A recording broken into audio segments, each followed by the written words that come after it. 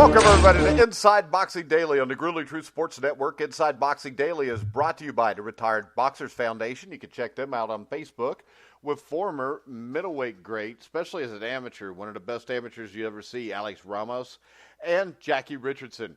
Also, mybookie.ag, where you can get up to a 50% cashback bonus on your first $3,000 that you put into an account. You can check them out by going to gruelingtruth.com, clicking the banner at the top of the page, or using the promo code TGT50. You also could go there, use TGT100, and get a 100% cashback bonus on up to $300 of your first deposit.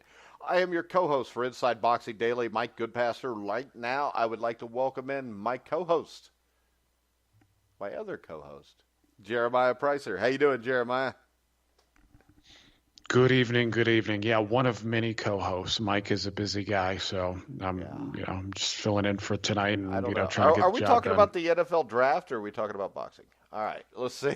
Yeah, we're talking about all sorts of shit. I mean, you got your hands on a lot of stuff.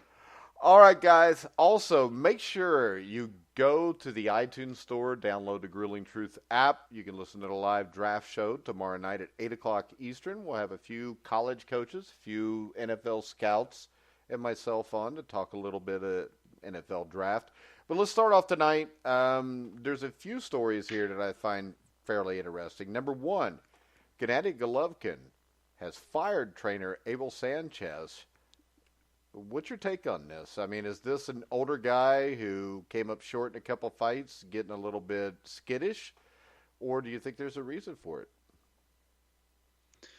You know, I honestly think Golovkin has undergone some attitude change or something. I think his soul has been blackened by the demonic spirit that is boxing. I mean, if you saw the press conference, he was speaking Russian. I mean, he actually was using an interpreter, and oftentimes he's before that he's often smiley and trying to speak English, and that was one of the first.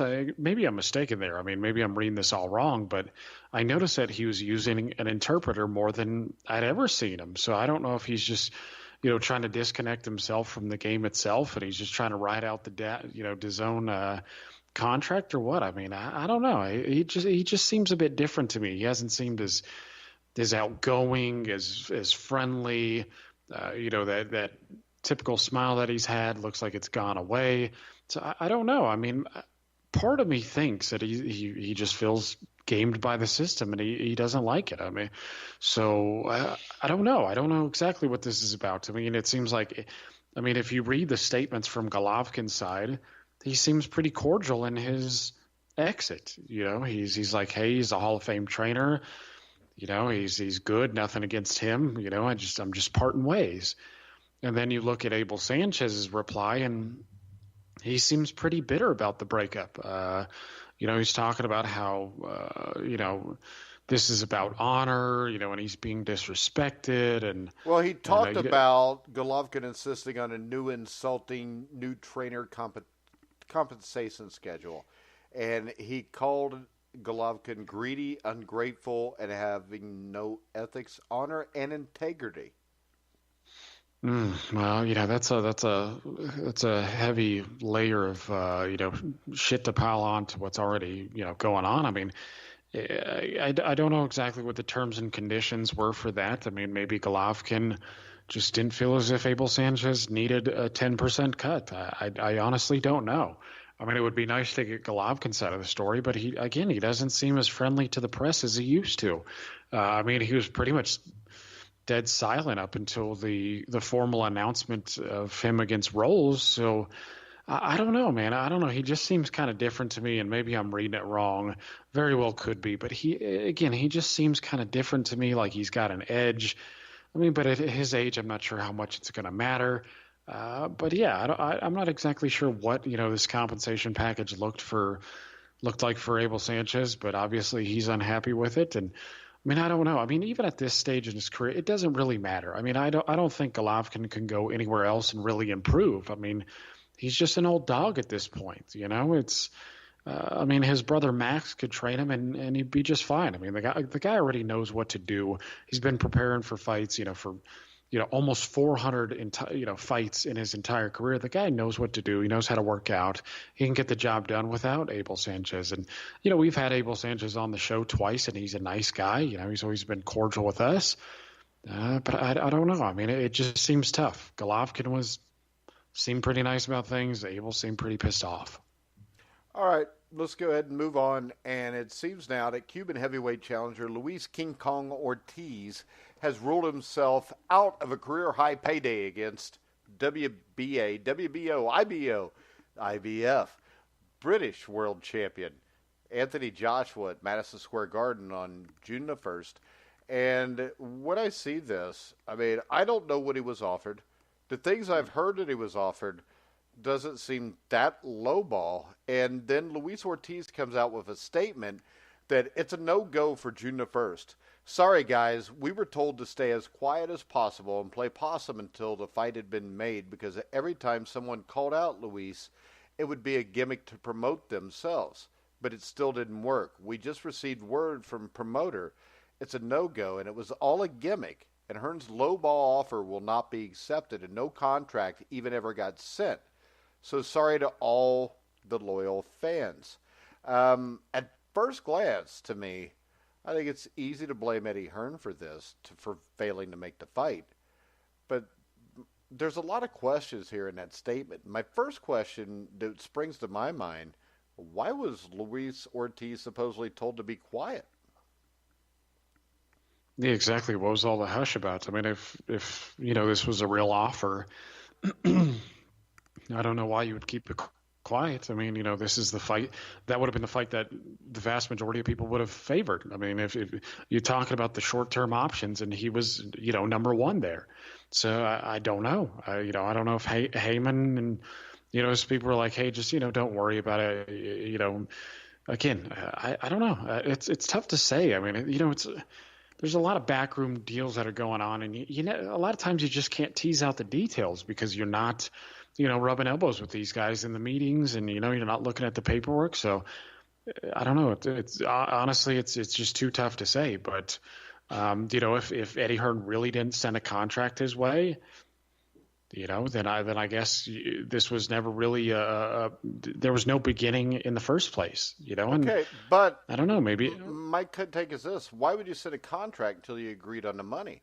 Ortiz said lowball offers will not be accepted, and no contract even got sent.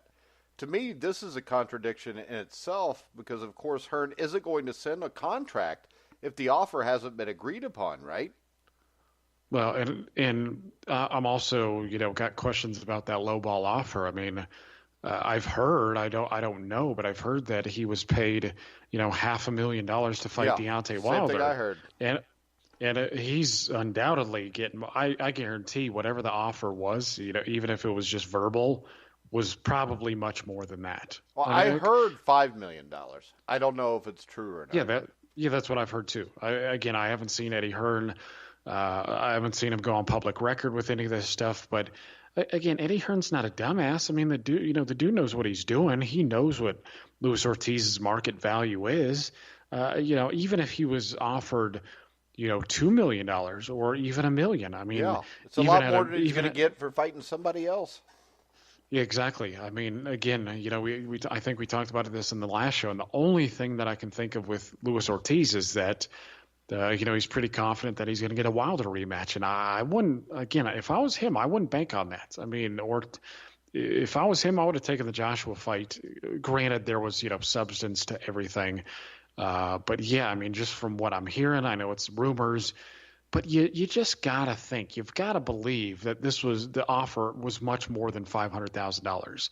You have to believe it, because Ortiz is a better fighter than Jarrell Miller. I mean, he's ranked higher by everybody. So, again, what are you going to give him? Again, you got to give him something in the ballpark of Jarrell Miller. Yeah, I think this is just Luis Ortiz didn't want this fight. I don't see what else it could be. And the thing that drives me nuts is you got all these Deontay Wilder nut huggers out there saying, see, Anthony Joshua's ducking Luis Ortiz now. He's not ducking him, or they wouldn't have made him an offer. And they obviously brought up money to him. And I guarantee it's more than $500,000. And if Luis Ortiz is so sure I mean, he could still get the Wilder fight. You know, you go beat Joshua and you make $4 or $5 million, then you're going to get to fight Wilder, and then you're going to make at least another $4 or $5 million. So all this comes down to is he doesn't want to fight him, and he doesn't want to fight him because Luis Ortiz is old. He doesn't have much left, and I think after watching his last fight, I feel real comfortable saying that. Watching how he gassed against Deontay Wilder, I feel real comfortable saying that. So if you're out there saying, well, Anthony Joshua doesn't want to fight, you know, a lowball offer is still an offer. We don't know what he considers a lowball offer. And it's similar to when Wilder turned down what we know was a $12 million deal 2 years ago. I mean, he's still sitting there, and he ain't made $12 million in a fight, I don't think. Maybe the Fury fight, but I doubt he made that much there because the pay-per-view was $300,000. Yeah. No. Again, I mean, you've got to believe that the offer was more than Jarrell. Well, not more than Jarrell Miller, but around that ballpark. It had to have been. Again, Eddie Hearn. I mean, of course, I'm sure some people will say, "Oh, well, he intentionally lowballed him, you know, just to get him out of the picture, you know, just to make sure that he wouldn't accept it." Honestly, I just don't think Luis Ortiz was in shape. I don't think he was training. You know, maybe he's doing PEDs like he used to. You know, maybe that's a possibility. I mean, you know, Konaki said no. I mean, a lot of these guys don't seem willing to jump ship and, you know, hop on that train and make a boatload of money. And that's unfortunate, but it is what it is. I mean, you know, honestly, Luis Ortiz is not this boogeyman. You know, a lot of guys are not afraid of him. I'm sure if you know, Dillian White was up for a title shot and, you know, some sort of BS eliminator, I'm sure he would fight Ortiz. I'm sure Povetkin would fight Ortiz. He already beat him in the amateurs. I mean, Povetkin's shown the willingness to fight just about anybody. I don't see why Joshua, especially like you pointed out after the last performance, would be intimidated by that. I mean, Ortiz is a skilled guy, but, you know, again, there's not much to be afraid of. All right. Other news, WBO bantamweight champion Zolani Titi has suffered a shoulder injury and won't be able to face WBA Super World champion at the 118-pound class. I just like brain fog what division that was. But Nonito Donaire this Saturday night on April 27th in the semifinal of the World Boxing Series Championship. It's still not official, but TT is expected to be replaced by Stefan Young, who's 18-1, 7 knockouts. He was previously supposed to fight on the undercard of this fight. What's your take on this change? Yeah, I think he was supposed to fight Ivan Galub, or I'm not exactly sure how you say his last name. Nikolai Potapov. Okay, Potapov, yes. Okay, so yeah, Potapov is the guy that I've seen as well. I think he's from the Ukraine, and I think he's based in New York now. I've seen a few of his fights, but it sucks. It really does. I mean, could you imagine if Nonito Donaire got into the WBSS finals, you know, because of 2 injuries? I mean, really, he shouldn't have beat Ryan Burnett. And, you know, then he rolls over this guy and potentially he's fighting Inoue in the finals. I mean, it would – I just don't like that. I don't like the thought of that. I mean, really, they should be trying to get Nonito Donaire. Just drag this out for another fight if you have to, you know, sub somebody in, you know, or wait for TT to recover from his injury and then, you know, put on the rematch. I just don't think it's right for Nonito Donaire to get in the finals based on 2 injuries. I mean, especially when, you know, to me, I really like Donaire. Again, he's about the only guy active right now who I'm pretty sure is a clean athlete. I mean, he signed up himself for 24/7, 365 random VADA testing. The only other person I remember doing that was Edwin Rodriguez, though I think he's retired at the moment. You know, though, with a lot of these guys, they're just kind of, you know, once they get to that stage, they have 1 foot in and 1 foot out, so long as it brings in a decent payday. But yeah, Donaire against Inoue, I just don't want to see that at this point. Again, and I know Inoue hasn't won his fight. I know Donaire hasn't won his fight. You know, in their primes, I think Inoue versus Donaire at 112 would be fantastic. I mean, we're talking about 2 really big bangers. You know, Donaire being the naturally bigger guy. You know, Inoue maybe I think Donaire was even quicker. I'd actually favor Donaire in that fight. I know, maybe a lot of people wouldn't, but to me, Donaire is just more proven, so I'm going to give him the edge there. But again, that's all hypothetical. So, with a faded Donaire, I just don't like it. Again, you want these things to be run on merit. And again, with both injuries and Donaire, just kind of getting passes, I don't like it, man. I think they should wait, or they should try to get a sub. Maybe somebody like Obali, who I've written about. I mean, he's a rock solid southpaw from France. I think he would be a great fill-in if they could get him. And I think he also has one of the trinkets, so you wouldn't be missing out on too much. Yeah, but I think the problem there is the fight's in like 4 or 5 days, so or less than that, really, 3 days now. So right, at least you get a guy. I mean, afterwards. Yeah, he should have to fight somebody else to get to the final. All right, our final story tonight, which is more of the theater of the absurd. The officials have been confirmed for the May 4th unification fight between WBA WBC middleweight champion Canelo Alvarez and IBF champion Daniel Jacobs. And I think this is what we expected. If you listen to the Sheridan Report, our sports betting show, just go put everything you own on Canelo, and as long as he doesn't get knocked out, he'll win. Because the 3 judges are the exact same 3 judges that worked the Alvarez versus Gennady Golovkin rematch on September the 15th at the T-Mobile Arena in Las Vegas, Nevada. Those 3 judges had Canelo winning a 12-round majority decision. And the judges for this fight are Dave Moretti, Steve Weisfeld, and Glenn Feldman, or as I like to call them, the 3 stooges for Oscar De La Hoya. Referee will be Tony Weeks. What do you think, Jeremiah? Well, I think there's a number of ways to dissect this. I know a lot of people, hear those names. I mean, these guys have been doing it for decades. I mean, this is really a veteran group. That'll tell you they're they know crooks, how to because judge. I bet I can find a bunch of fights where they screwed somebody over. Oh yeah, absolutely. Well, I mean, this is the thing. This is why I'm trying to dissect it in multiple ways. So, on one hand, you say, hey, it's a veteran group. They know how to judge. That gives you some level of comfortability. Again, you're thinking, hey, what could go wrong here? My problem is anybody who watched, like HBO boxing for, the many years that they were on, you'd have a guy like Harold Letterman, and they'd be like, hey, Jim would be like, hey, who are the judges for tonight? And Harold Letterman would analyze each and every one. And there were a ton of times, I'm telling you, go back and watch the film. There were a ton of times over the years where he'd be like, hey, it's Glenn Feldman. I got a lot of confidence in this guy. He's a veteran. He scored it the same way I did on this fight. Then, Letterman would sometimes he'd bring up, a bad scorecard. But this is the point, is that even though these guys are veterans, they're boxing judges, right? So they're also subject to the promotional kickbacks or whatever it is. If Oscar De La Hoya is taking them to a steak dinner beforehand, you can bet that they get the point. Again, Teddy Atlas has talked about this. It's well worth it on the Joe Rogan podcast, where he's like, hey, I've walked into restaurants and the promoter, the guy who's promoting the card the following night, is wining and dining these guys. Again, he's taking them to steak dinners.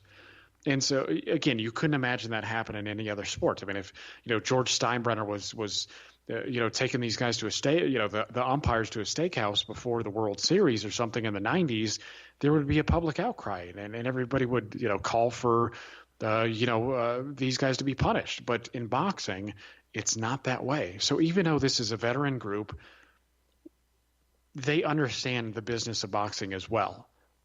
Right. They understand who the money man is here.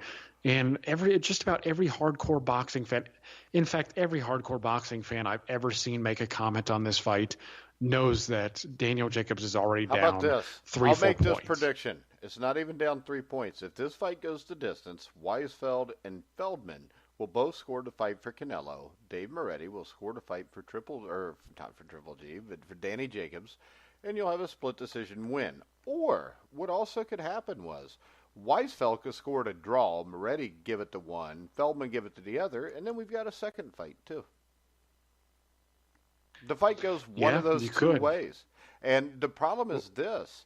I don't know if Eddie Hearn at Matchroom Boxing can challenge this or not, the judges, but the alternate judges are Adelaide Bird or Don Trella.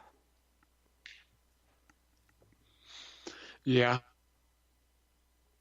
And Adelaide Bird, of course, is the one that scored the fight. He's been doing it a long time. Yeah, Adelaide Bird's been doing it for a long time, too. She's been screwing people over for a long time, and she's the one that, what'd she score at 118 to 109 or 118 to 111 the first time that Canelo fought Triple G? Yeah, no, absolutely absurd card. I mean, nobody saw it that far apart. I mean, I doubt, Canelo's mother saw, it that far apart. So, yeah, I mean, the fact that she was even considered, the fact that she was even in the pool, this highlights our point. We say this shit all the time on this show. Okay, yeah, these guys are veterans, yeah, whatever, right? But when you can have an atrocious scorecard like that everybody thinks is terrible. Even Oscar De La Hoya said that score was bad for boxing. Everybody said it. When you have that person being considered not long after that decision to judge a huge fight like this, again, it tells you this is why the sport never gets cleaned up, because these people can make these crappy decisions. And actually, Michael Montero pointed this out on one of his shows a while back, and he said that what happens with a lot of these judges is this is kind of a quick turnaround time for a shitty judge. But what Montero brought up, I think he brought up a few points, is some of these guys will have terrible decisions and then just fly under the radar for years, and then all of a sudden they pop back up on a big card. All of a sudden, right? Yeah, this was not Adelaide Bird's first bad card either. No, absolutely not. But it's just, again, you look at the patterns of these things, you look at the politics, and it shouldn't surprise anybody. And I'm glad that in this fight, a lot of people already recognize that Jacobs is down. That tells you that people, at least the hardcore boxing fans, are a little bit wise to this stuff. But whether or not Daniel Jacobs gets screwed, I mean, nothing's going to happen either way.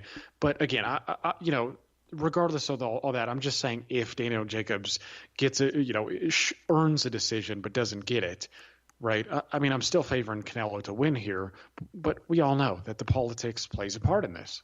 Yeah, Canelo's going to win unless Jacobs knocks him out. All right, what do you got for on this day before we wrap it up? All right, so this is a fun one for me and probably you as well. But the best one I could find was Vitaly Klitschko taking revenge over Corey Sanders after Sanders had beat up Vladimir. Knocked him out in 2 rounds, TKO'd him in 2 rounds. Obviously didn't knock him flat on his back, and then a 10 count was registered. But this was a pretty sweet moment for the Klitschko brothers. The first 2 rounds were a little rough for Vitaly. I mean, Sanders could punch. Again, he was like a lot. Oh, he could really punch. I mean, I remember when he landed that uppercut against Hasim Rahman, and Rahman reeled all the way. He reeled back, and I remember before he got knocked out by Lennox Lewis, he said that was the hardest he had ever been hit. I mean, Sanders really had a lot of natural talent. I mean, he had really fast hands, and he could counterpunch really well, and he had big power. I mean, and if you watch the first round of that fight, he's circling a lot, and thinking about a minute and a half of the first round, he baits Vitaly into a left hand and actually rocks Vitaly. And, Vitaly, tough as he is, he still had his wits about him, but he's going back to the ropes. Sanders landed another nice left hand, and, Klitschko, he reels a little bit more. He ends up falling, and, I think, I don't know, maybe you could count it as a knockdown, but the ref, I think he got it right there in saying that it wasn't. But yeah, the first 2 rounds were close. I mean, Sanders was a good fighter, but Vitaly, I rewatched that fight before we got on air, and I just really liked Vitaly, man. He was just a smarter fighter than Vladimir. If you look at his strategy, what made him so difficult was not only the fact that he could fight tall, but he was kind of herky-jerky. But he went to the body a lot against Corey Sanders. I mean, he was throwing a bunch of straight right hands to the body. He even threw a few left hooks in there, in the final, the eighth round. And he also did something interesting that I don't remember paying too much attention to in the past. But once he threw a punch or threw a combination, he would push you, or he'd get his hands on you, or he'd grab you, or he'd throw a jab immediately afterwards. So for a big man, he was really hard to establish a game plan again, because he was always doing this herky-jerky stuff. He had good leads, he had good counters, and again, he always just had his hands on you, right? He was always pushing you after he landed a right hand, or he's clinching you and had the ref break him. But I mean, for a big man too, he was also in really, really good shape. I mean, that's what I always really liked about the Klitschkos. They just always showed up. Yeah, Vitaly was good. I think, did he beat Kirk Johnson in between this? Because this was real close to where he fought Lewis, wasn't it? Like within a year or so? I thought this was after he fought Klitschko, but I could be mistaken. You mean Lewis? Yeah, Lewis. That's what sorry. I mean. Yeah. I think he fought like Kirk Johnson in between, maybe. But I think this was like a year after he fought Lennox Lewis, Vitaly. Okay, so yeah, this was, let's look it up. So this was almost exactly a year after he fought Lewis. But yes, he TKO'd Kirk Johnson. I thought Johnson went the distance with him. Nah, he TKO'd him in the second, man. Kevin Johnson? Yep. Sure? Kirk Johnson. Kirk Johnson. Kirk. Wrong player, Yes, Kirk Johnson. I thought he beat Kevin. No, that was 2009. I got my Johnsons mixed up.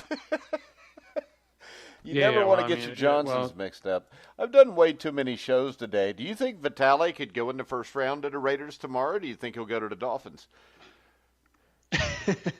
I don't know. He's Eastern European. There's a lot of question marks surrounding those guys in the NFL. So I don't know. He's got good size. He's a little. The fights that stood out to me for Vitaly was the Corey Sanders fight, because he was dangerous. And then right after that, I think it was his only pay-per-view fight, wasn't it, against Danny Williams? And he beat Danny Williams half to death. Oh, he beat the shit out of him. I think he dropped him like 5 times. But I actually think Vitaly was better after Lewis. I mean, if you watch the... Well, he was. I think he was still a little bit green when he fought Lewis. That's why I think so many had questions on what would have happened if a prime Vitaly fights a prime Lewis. Yeah, that would have been interesting. I mean, I'd favor Lewis in that fight, but yeah, I do think Vitaly got better after the Lewis loss. To me, he just looked sharper. He looked a bit more confident in his stuff. And after the Lennox Lewis fight, I mean, he beat the crap out of people. I mean, the Corey Sanders fight, yeah, he had a couple tough rounds, but if you just watch as the fight goes on, I mean, he beats him up. I mean, that's how he ends up getting the stoppage. He doesn't, lay him out with one punch. He just keeps pounding on him, keeps counterpunching him. He's throwing. He actually did another interesting thing too that has become pretty famous with the Eastern European guys. How they'll grab your glove and rip it down and then throw a shot. And he actually did that against Corey Sanders in the 8th round, where he used his left to pull down Corey Sanders' left glove, and then he landed a right hook. But yeah, he was creative with his stuff. Like and then 15 or 20 straight punches to end the fight, and Corey was still standing. Yeah, exactly. Yeah, Sanders was pretty tough, but it was the ref made the right decision. I mean, nothing was coming back and landed, and Vitaly was just pounding on him at that point. But like you said, I mean, afterwards in the Danny Williams fight, that's one of the funnest fights I ever watched with Vitaly in it. I mean, Williams was a tough dude too. Yeah, but Vitaly just beat the snot out of him. I mean, it was a complete mismatch. Yeah, and I like the way he ended that fight too. Actually, how did he do it? He landed. So I think he landed a right hook to the body and then threw a right uppercut and popped his head up. And then he stepped back and threw a 1-2 that clipped him right on the chin. And the ref was like, all right, that's enough of that stuff. And then, and funny, after the Danny Williams fight, he got revenge. Well, sort of revenge again, even though Vladimir ended up beating Samuel Peter. You can't get revenge for somebody that beat him. Come on. He Right, knocked I him know, down, but still, Vladimir whooped his ass. He won every round but those two. Well, yeah, but remember, Vladimir was dropped 3 times in that fight. Yeah, but he still So, won. I mean, You're avenging a he did, victory but now, Jeremiah? Damn. listen. What I'm saying is that that decision ended up being close because of all those knockdowns. Oh, yeah. And Vitali just kind of again, just beat the crap out of Peter. Kind of like when you were 12.